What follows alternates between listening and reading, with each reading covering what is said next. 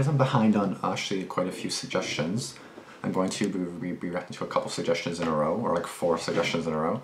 This first one is going to be the 7 Dark Gods of the DC Universe. This one's only about 13.5 minutes long, so not too bad. I'm most likely I'm not going to find this suggester, but if I do, I'll put it here. And if I don't, then you can always comment saying that you're a suggester. I can pin your comment just so people can see who suggested it, because that's the whole point. I'll be putting it here to kind of to give you guys a shout out, so all you gotta say is like you suggested it, and I'll pin it, and then you're good. So yeah, the 7 Dark Gods of the DC Universe, I don't even know. I don't know what to say this title. So like I'm probably not gonna have much to say this, to be honest, just because like some of these titles are so random, and like I live under a rock, so I barely know what anything is, so like that's just gonna be a thing there. But let's go, guys.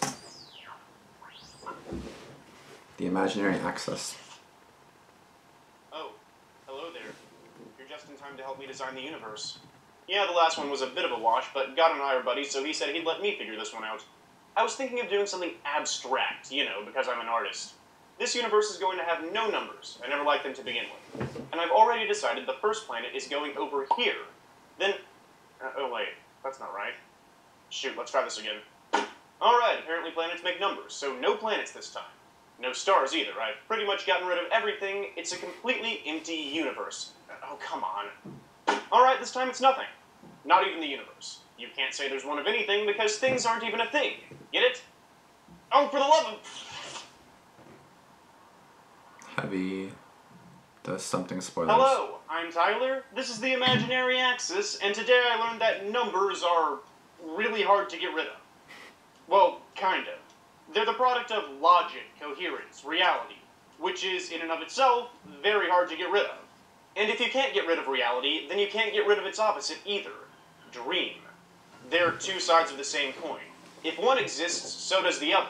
By simply saying, this is reality, you're classifying everything that's not in reality as dream, and vice versa. Making a reality without dream is hard, because making a reality without reality is hard. They're 2 things that exist by necessity. They just kind of have to be there. And they aren't alone. Destiny exists by necessity. If anything exists, that thing is going to do things, even if it does nothing. That is its destiny. Death exists by necessity. If there's any life, no matter how you define it, we also need a word to define the opposite of life, the things that don't have it. And on that subject, when something's created, destruction comes into play. If we're going to start putting sentient things into the universe that live, breathe, reproduce, etc., desire is also absolutely necessary. Nothing. They'll need to desire to do things if they're going to survive, or at the very least, they'll need to have an aversion to other things that endanger their survival. Despair.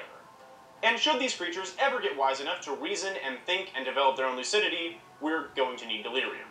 There are certain truths in our universe that you just can't get rid of, no matter how badly you want to. If you were to give every living entity in existence immortality, for example, death would still be a thing, people just wouldn't be dying. In the DC multiverse, these necessary truths have names and faces. Destiny, death, dream, destruction, desire, despair, and delirium. They are called the Endless. Existing on the edge of creation, infinite layers above the conventional reality you're used to, this small, dysfunctional family is made up of some of the most powerful and most important entities in all of everything. You might think it's impressive that the true forms of the new gods can dwarf the multiverse in size, or Dr. Manhattan can keep timelines from collapsing by barely paying attention, or fifth-dimensional imps seem omnipotent to anybody in our lower reality. But to the Endless, these beings are all tiny, dimensionless specks.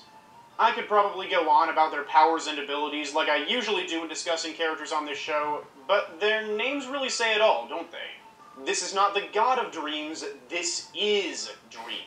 He's where most gods come from. I think what's more interesting is exactly how endless the Endless are. Like, consider if you were omnipotent and wanted to kill one of them. I mean, sure, you might be able to kill one aspect of them, one point of view of an endless concept. That alone would cause realities to fall, spin, and shatter across time and existence, but said point of view would just be replaced with a new one. How can you kill the personification of an action, or an idea that exists by necessity? You could say, I'm omnipotent, I do whatever I want, so there, destiny doesn't exist anymore, even though destiny is still totally a thing. But does that really work? Some people think so, but others don't. The truth is, philosophers don't completely understand how omnipotence works, even theoretically. They argue about it like physicists argue about quantum mechanics. Omnipotence might mean the power to do anything, but things that don't make sense might not classify as things. To quote C.S. Lewis, if you choose to say God can give a creature free will and at the same time withhold free will from it, you have not succeeded in saying anything about God. Meaningless combinations of words do not suddenly acquire meaning simply because we prefix to them the two words, God can. Nonsense remains nonsense, even when we talk about God. Yeah, I'm super duper confused. I have no words for this at all. That even God I have literally nothing to say to this. This is like a game or something? Like, I have no idea what this is. No idea. The endless are so endless that they exist everywhere. Why? Because it's necessary.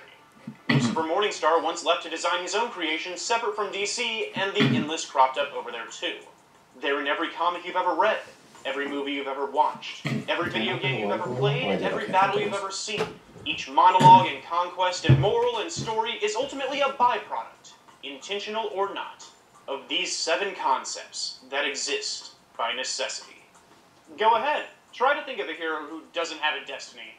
Try to think of a villain who has no desire. You've encountered these 7 all your life, even if they've worn different faces or puppeteered different characters. This is like a game or so. This is like an animation. This is like a show or a game or something. I don't know what this is. Maybe it's time I finally introduced you. Destiny, oldest brother of the 7. He reads from a book chained to his arm, heavy and bound in leather, made from the hide of a beast that has never existed. It contains everything that's happening, everything that has happened, everything that will happen, every action, secret, plan, and meaning. It is the universe, and he moves it forward, unable to escape. His realm is the loom on which the fabric of existence is weaved, and everything is a part of it. Death, oldest sister of the 7. She's not blessed or merciful, she's just herself. Even as we speak, she's there for the young and the old, I mean, the death is innocent kind and of the a guilty, those who bad die name to have. together and those who die alone, burying them to the world beyond worlds. Animals, people, galaxies, dimensions, ideas, and gods. When the first living thing existed, she was there, waiting. When the last living thing dies, her job will be finished. She'll put the chairs on the tables, turn out the lights, and lock the universe behind her when she leaves. Dream, a middle child. This one goes by many names.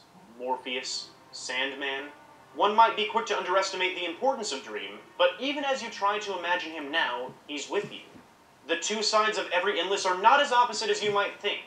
One defines the other. Just as life is nothing without death, reality is nothing without dream. It's said that every god and immortal was first born to dream. They walk among the waking world for a time, and when they get old, they return to dream to die. Like, I got that he's explaining the 7 people, but I don't know what this is. Like, I do not know what this is. A game? A show? Not long after death and dream entered the world, destruction became necessary as well. This endless is no doubt the hardest to find, as he abandoned his duties many eons ago, to let his realm continue in chaos. Desire.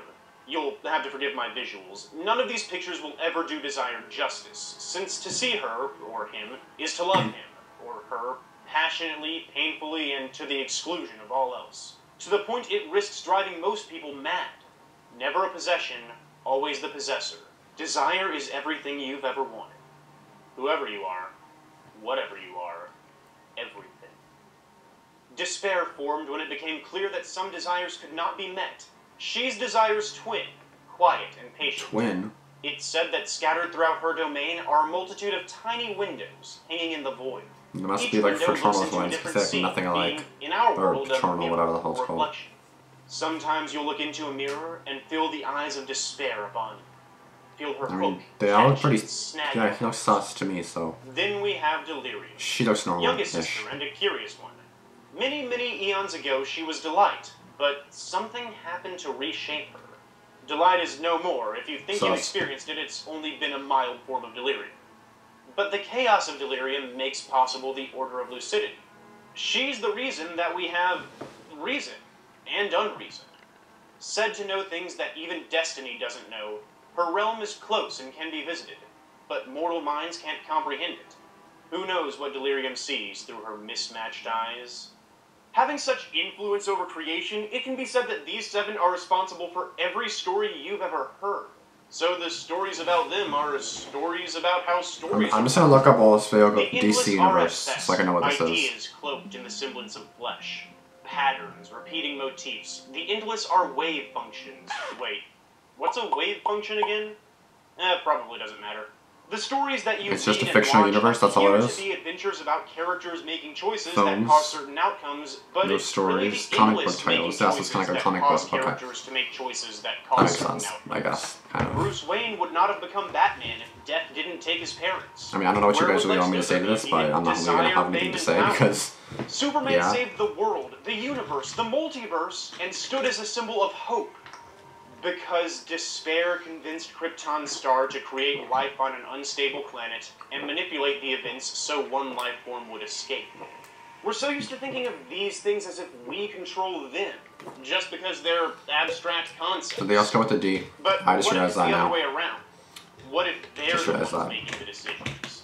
If you ask most people, they'd say nonsense. Ideas can't think, feel, or make choices. They don't have any agency.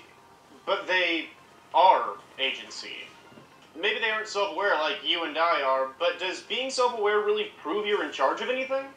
If you had your entire memory wiped of this day and started back over from the beginning with every single condition exactly the same as it was last time, would you still do everything you did today in the exact same order and manner you did this time?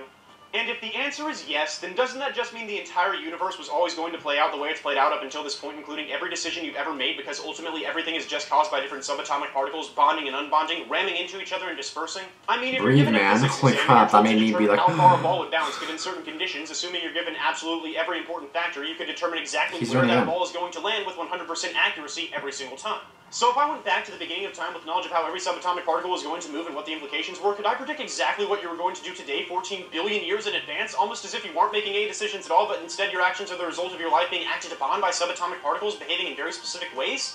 And if your actions are just the byproduct of subatomic particles ramming into each other, what causes them to ram into each other the exact way they do? Well, according to quantum mechanics, they're And you guys think I talk fast? But to make a long Okay. story short, they can ultimately be explained Okay, by some Felicia, mathematics okay. unique to each particle, which scientists refer to as wave. That's math, and I do not dig math. That's math. Necessary principles are the ones making the decisions, not you. They're inside your head right now, determining exactly how you'll react to this information. And the next time you experience destiny, death, dream, destruction, desire, despair, delirium, you'll react again somehow, but I can guarantee that the concepts themselves will never once react to you. And that's how the relationship goes between mortals and gods, whether you believe them a physical thing or a conceptual law. The theist, the materialist.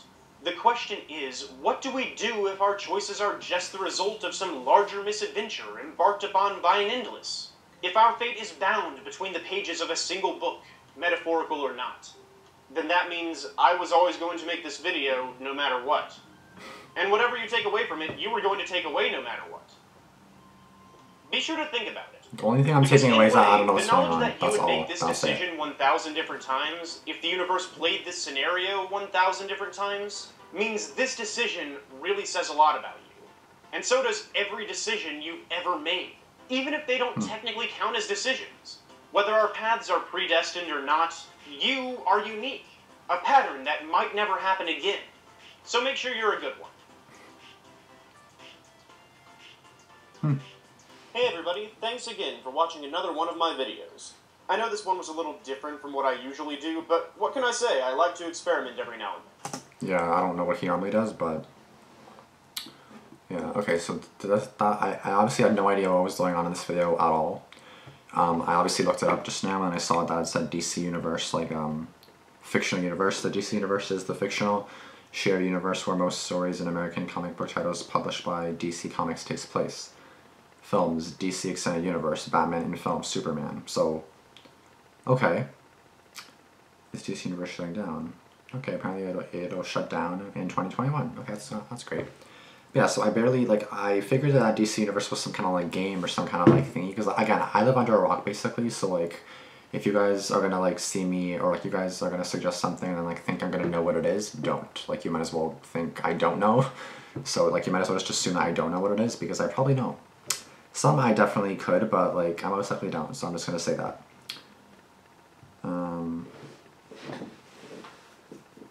So that's all I'm gonna say for that. But I hope you guys did like my reaction. The only thing I really took from that video was that apparently if you do something now or something, like it was always like you were always gonna do it, something like that. So that's all I really took away from this video, to be honest. That's all I took away from the 13 minutes 39 seconds. But I hope you guys like my reaction at least.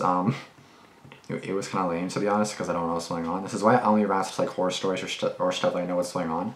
Because if I have no idea what's going on, I'm not going to really react to it much, and then it's just going to be a pointless 20 minutes or 10 minutes, you know?